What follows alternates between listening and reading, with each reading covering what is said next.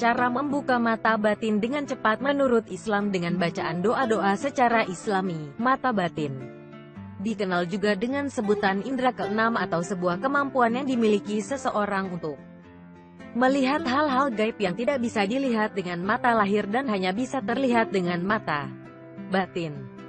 Bagi mereka yang memiliki kemampuan seperti itu selalu dikaitkan dengan orang-orang sakti dan Lin Wei. Pada umumnya mereka akan mengetahui hal-hal yang di luar nalar manusia, seperti kemampuan melihat masa depan atau hal yang sudah terjadi pada masa lampau.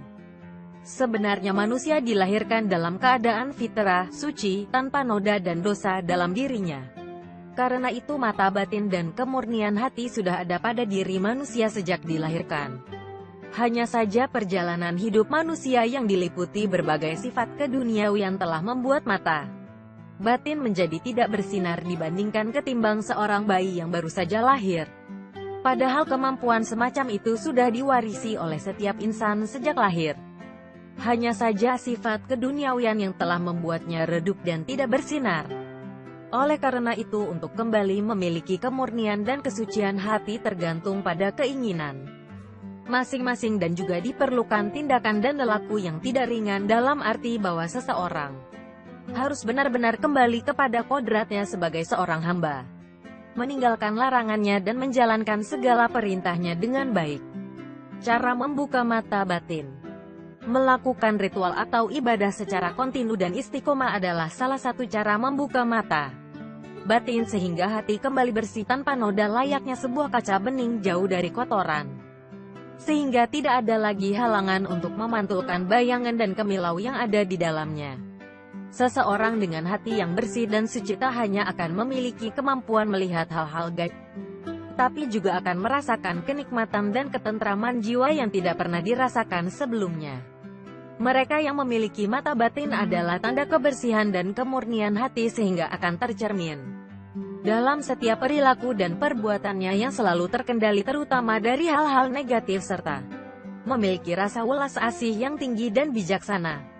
Namun yang menjadi kendala untuk membuka mata batin, sulitnya lepas dari usaha mementingkan diri sendiri.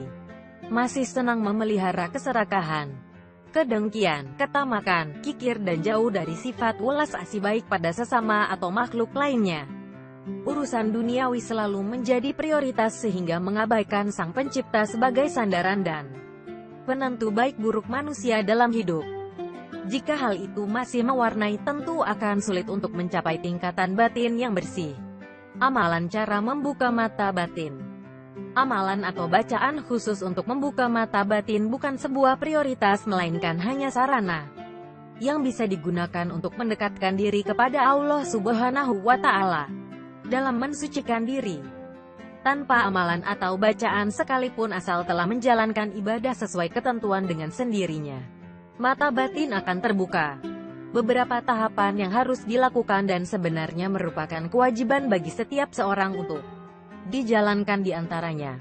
Tidak pernah meninggalkan ibadah salat 5 waktu wajib dalam kondisi apapun. Tidak pernah meninggalkan salat malam dalam kondisi apapun. Tumbuhkan rasa kasih sayang pada sesama atau makhluk lain. Tanamkan welas asih dalam diri. Memiliki rasa kepedulian yang tinggi terhadap orang lain. Suka memberi atau bersedekah. Selalu bersikap rendah hati dalam setiap keadaan. Hilangkan sifat amarah, iri dan dengki. Letakkan kepentingan orang lain di atas kepentingan pribadi. Hindari makanan yang tidak halal. Bersih dari segala prasangka buruk terhadap orang lain. Dan masih banyak lagi yang harus dilakukan berkaitan dengan hal-hal yang bersifat kebaikan. Jika sudah bisa menjalankan hal-hal tersebut, dalam waktu tidak lama akan merasakan manfaat yang luar biasa. Di antaranya adanya kenikmatan dan ketentraman yang tidak pernah dirasakan sebelumnya. Langkah cara membuka batin selanjutnya adalah mengasah diri dan mempertahankan kemurnian hati agar ketajaman mata batin tetap terpelihara dalam diri sepanjang hidup melalui doa-doa atau bacaan. Sebagai sarana berkomunikasi dan mendekatkan diri kepada Allah Subhanahu wa Ta'ala. Misalnya membaca sholawat 100 kali, istighfar 100 kali, Al-Fatihah 100 kali setiap selesai sholat malam dan lakukan secara istiqomah.